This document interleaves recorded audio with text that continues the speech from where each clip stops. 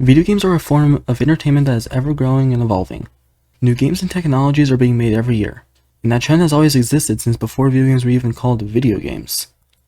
Video games got their start in the early 1950s across the ocean from the US, with basic analog games like OXO and Tennis for Two. It wasn't until the early 60s that Steve Russell created Space War, the first ever digital video game in the US. This game would inspire many video games in the future as well. Video games would start to get major development into 1967, with the first video game home system and multiplayer system, with the very original and descriptive name, The Brown Box, created by Ralph Baer, widely known as the father of video games.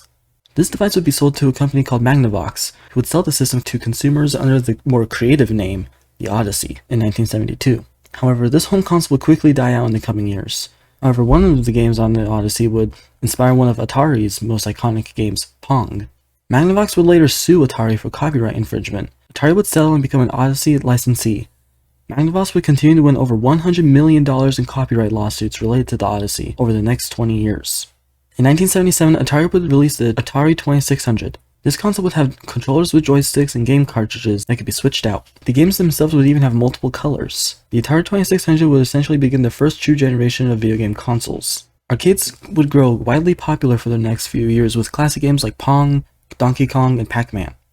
Video games would thrive quite a bit until 1983 with the video game crash. This crash was due to multiple factors being an oversaturated market, competition, and the immense amount of low-quality overhyped games.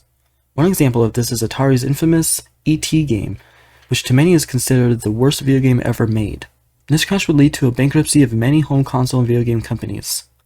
However, one company will come in and clean this mess up with the release of one console, Nintendo and their Nintendo Entertainment System in 1985. This system was way more advanced than previous consoles with better 8-bit graphics, more colors, better audio, and much better gameplay. Nintendo introduced a large number of games still played today, such as Super Mario Bros., The Legend of Zelda, and more. Nintendo also had given very strict regulations on third-party games to prevent the rush of low-quality games that Atari suffered from. Years later in 1989, Nintendo would release the first ever handheld gaming device, the Game Boy, with various games such as Kirby's Dream Land, Tetris, and Pokemon Red and Blue. Nintendo would continue to be a key player in video game development for years to come. But let's backtrack to 1985 again. With the release of an NES, it seemed Nintendo would forever be at the top of video game development, but with success comes competition. And in 1986, the Sega Master System was released to serve as a rival to the NES. However, it completely and utterly failed to do so hilariously. But then, in a major plot twist just 3 years later, Sega released the Sega Genesis. This console was a beast with double the resolution of the NES and had clever marketing and of course, in 1991, Sonic the Hedgehog. Nintendo had finally had a true rival and something had to be done. So in 1991, Nintendo released the Super Nintendo Entertainment System. It was bigger, better, and more Nintendo.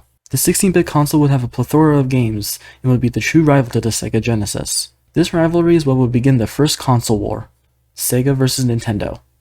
Many games would be released in the 90s for this generation of consoles such as Street Fighter II and Mortal Kombat. Mortal Kombat would be taking the stage, however, with the game sparking massive controversy over its excessive gore, blood, and violence. Nothing like this game has ever been seen before and it shook many adults and parents. In response, Sega created the Video Game Rating Council in 1993 to give descriptive labels to each game released on their consoles. This evolved into what we now know as the Entertainment Software Ratings Board, letting you know that as a parent what games are E for everyone. The 90s also saw the introduction of video games to the big screen. Movies like the Super Mario Bros., Street Fighter, and Mortal Kombat would release through 1993 to 1995. While the idea of these movies seemed good, the execution was questionable at best. The reception of these movies shows that, but these movies laid the groundwork for video game movies to become widely popular in the future. Nintendo would continue to find success, with Sega coming close to equal. It would seem the first console war would come to an end with Nintendo just barely on top. Despite this, however, the winner is still debated among fans as both consoles had their own successes and failures. With the first console war coming to an end, it seems another contender wants to fight in the ring, Sony. On December 3rd, 1994, the world was introduced to the PlayStation. This console would dominate the next generation of consoles, but it had some twisted roots. In 1991, Nintendo enlisted Sony to develop an add-on console to the SNES that could take CDs instead of cartridges. However, at the 1991 CES Expo, Nintendo announced they would partner with Philips instead. Sony wasn't going to let this idea go, however, and 3 years later would release the PlayStation in spite of Nintendo. Additionally, to further assert their dominance over the market, Sony would price the PlayStation at $299, just $100 below the recently released Sega Saturn. The PlayStation and the Saturn were the first to provide stunning 3D visuals to gaming, allowing for characters to move around in a full 3-dimensional world. Nintendo would only take an entire 2 years to release their 3D console, the Nintendo 64. However, Sony would inevitably crush their competition with their CD-based systems. CDs, while their load times were slow, had much more storage space on them, allowing for bigger and more complex games to be played. With the second console war coming to an end in a massive sweep by Sony, gaming consoles would continue to evolve, and Sony would continue to dominate over the gaming industry with the release of the PlayStation 2. The PlayStation 2 would go up against the Sega Dreamcast and utterly destroy Sega, causing Sega to end their console business and shift to a small, third-party software company. Ironically, the Sega Dreamcast to many was considered ahead of its time, being the first console with online capability and other features, but it was also a massive commercial flop on Sega's part. The PlayStation 2 would continue to dominate the market, facing the Nintendo GameCube in 2000, but then another opponent joined the fight, Microsoft. With the release of Microsoft's Xbox, Sony might finally have a worthy rival to go up against. Their battle would be legendary, with the PlayStation 2 coming to dominate the industry again and rise to become the top-selling video game console of all time to this day. With the third console war having come to an end, the next generation of consoles was ready to begin. In 2005 and 2006, the PlayStation 3, Xbox 360, and the Nintendo Wii would kick off the age of HD gaming. This competition would be tough, with each console having its own benefits. The PlayStation 3 would be the first console to take Blu-ray discs, and could double as a Blu-ray player, but the Xbox 360 had an exceptional online system with Xbox Live, and later introduced the Xbox Kinect, allowing the console to track your movements for a variety of games to be played. The Nintendo Wii, however, would ironically dominate over the competition with its innovation and wide range of games. The motion control based system, despite not being as technologically advanced, appealed to a larger audience due to making gaming more active and immersive than any console has before. This idea of motion capture for gameplay would be key to the future of gaming and technology as a whole in the future. By this time, gaming was starting to have a large online presence. Mobile games would start to be developed for phones such as Angry Birds and Subway Surfers, creating a whole mobile game industry. These games would catch the attention of the more casual gamers. In 2011, the gaming world would be introduced to Skylanders, bringing the real world into gaming by placing figurines on a pad to play as those characters. These toy video game hybrids would gain a large audience with a series of Skylanders games being made, and even Disney partaking in this trend with Disney Infinity. The fourth console war would end with the Wii at the top, followed by the Xbox 360, and then the disastrous PlayStation 3. The PlayStation 3 was a whopping $600 compared to the cheap $250 Wii, and had an extremely rough launch, rubbing off to the players as arrogant. The PlayStation 3 would eventually gain second wind and gain a better reputation, but it would never catch up with the Xbox 360 and the Wii. The next generation of consoles would begin with the Wii U in 2013, followed by the Xbox One and PlayStation 4 in 2014. The Wii by this point had lost its steam, and Nintendo would release the Wii U in 2013, which would appeal to more traditional gamers. The console would have a great amount of incredible games, but would be overshadowed by the PlayStation 4 and Xbox One. The fifth console war was more of a battle between these two consoles, with the Wii U off to the side than anything. PlayStation would make a huge comeback with the PS4, heading face to face with the powerful Xbox One. Microsoft, however, made the mistake of poorly marketing the Xbox One, as well as forcing consumers to buy a Kinect with the Xbox One, bumping the price up. Sony would once again take the lead in the gaming industry, winning the fifth console war. Xbox would regain their reputation with Microsoft, stopping consumers from having to buy a Kinect with the One, cutting the price down significantly. Microsoft would have to do a lot to regain their players' trust after the rough launch, and eventually would over time with the release of the Xbox One S and X, with the Xbox One X being far more powerful than the PlayStation 4. But the damage was already done, and PlayStation would continue to be a standout console of the fifth generation, and even more so with the release of the PlayStation 4 Pro to rival the Xbox One X. While all of this was happening, Nintendo would continue to try new things. Nintendo was known for releasing handheld consoles, which were smaller and less technologically advanced, but were very appealing given their conveniency and mountain of popular games. With the Game & Watch starting this trend, Nintendo continued to release handhelds over the year, with the Game Boy in the 90s, the Game Boy Advance in the early 2000s, followed by the DS. The DS would be innovative with its dual-screen functionality, having the bottom screen be a touchscreen, allowing for many unique games to be played. The DS would be a massive success along with the Wii, and multiple models would be made as technology advanced. However, Sony would place their hand in handheld console development with the PlayStation Portable. The PSP was more advanced and had more features, but the DS would still triumph over the PSP in sales. The next generation of handhelds would begin with the Nintendo 3DS, which was similar to the DS but was much more powerful and provided a unique 3D effect that players could turn on. Multiple models would be made of the 3DS, and it would continue to dominate the handheld market. The 2DS would release, which would not feature a 3D effect as well as not being foldable, providing a cheaper alternative to the 3DS. Sony would once again try to compete with Nintendo with the PlayStation Vita. The PS Vita had comparable graphics to the PS3, but once again failed to outshine Nintendo. Why did we take this detour into the history of handheld consoles? Because in 2017, Nintendo would take their long successful history of handheld consoles and bring it to the world of home consoles with the release of the Nintendo Switch. This console, while not as powerful as the Xbox One X or the PS4 Pro at the time, had a number of innovations and what many consider some of the greatest games of all time. The console would be playable as both a home console on your TV, as well as a handheld console you could take with you on the go. The Switch also featured Joy-Con controllers that could be connected and disconnected from the Switch, and play as either a regular controller or as a motion controller similar to the Wii remotes. This console would be the culmination of everything Nintendo has done over the years, compacted into one console.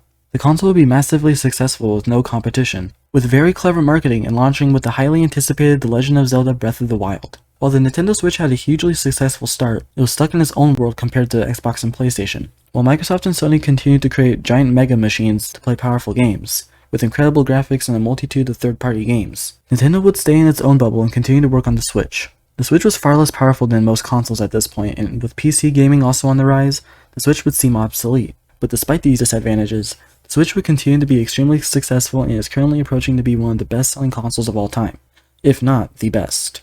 But let's backtrack a few years. Gaming has gained a massive popularity online, with many YouTubers making gaming into a full-time career, making millions of dollars. With this, in 2016, many gaming YouTubers got access to the HTC Vive, a device that would allow you to play games in virtual reality. The HTC Vive would quickly release publicly, and while not being very successful due to its complexity and lack of games and good hardware, it set the stage for virtual reality devices in the future.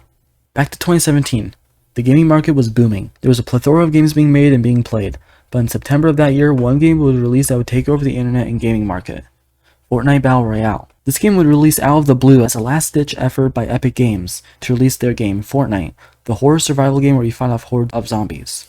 Battle Royale games were on the rise in the world of PC gaming, so Epic gave it a shot. With Fortnite Battle Royale released, gamers around the world started playing, gaining massive popularity on YouTube and Twitch. Throughout 2018 and 2019, Fortnite would dominate online gaming and the internet, becoming one of the most played video games of all time. This massive popularity greatly overshadowed other games being released at the time, and caused the decline of many huge games, like Minecraft for example. But in 2019, Minecraft would overtake Tetris as the best-selling game and revive itself online. By the time we hit 2020, gaming had started to hit a stalemate. No new games were being made, and content creators were looking for new games to play other than Fortnite or Minecraft. Additionally, the COVID-19 pandemic hit, causing everyone to sit inside with nothing to do.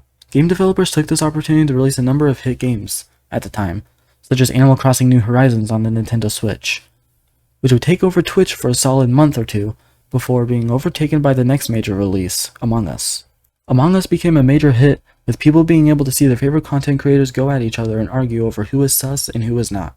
Other hit games were released in 2020 and gained massive popularity over a month, and then die out while Minecraft and Fortnite would continue to dominate online.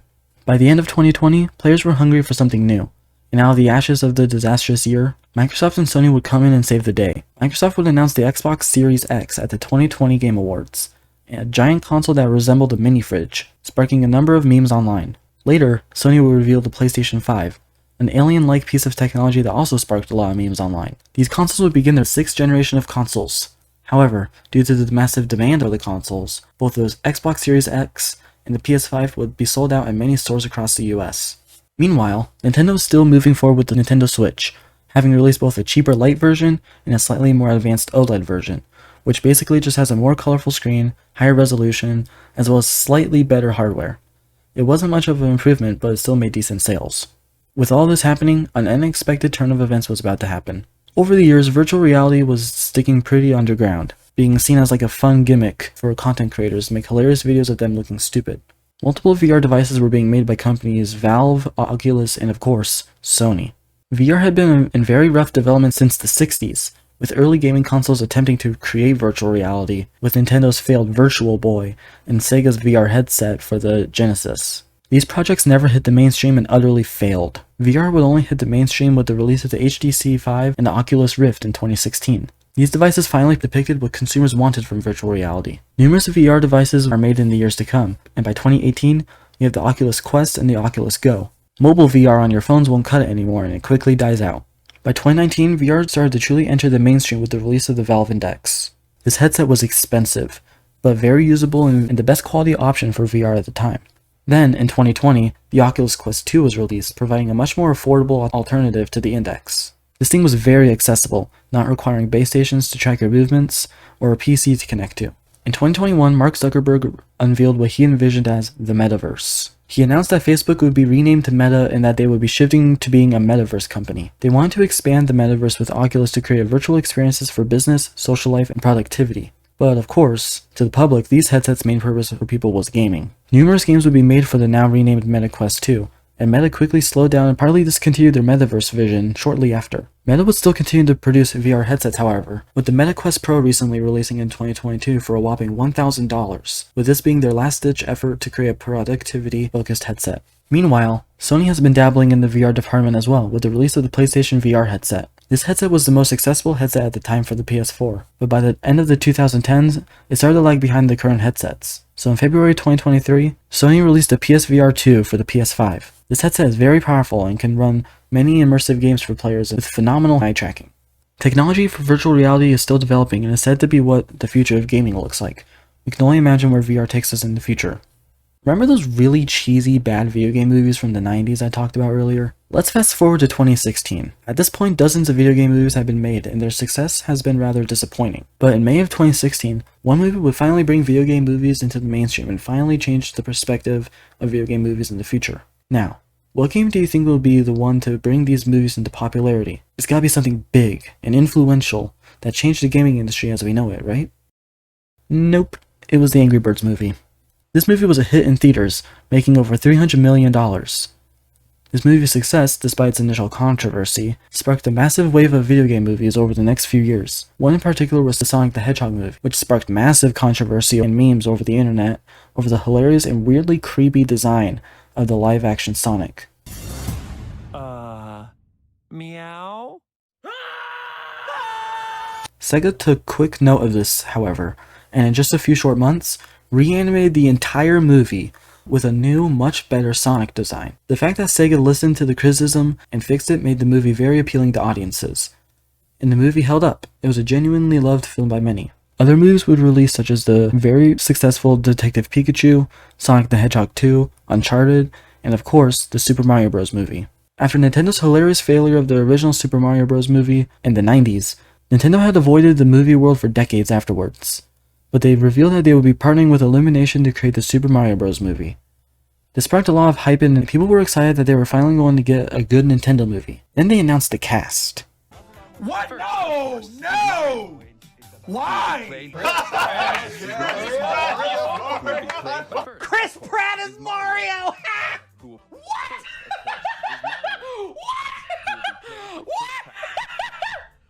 What?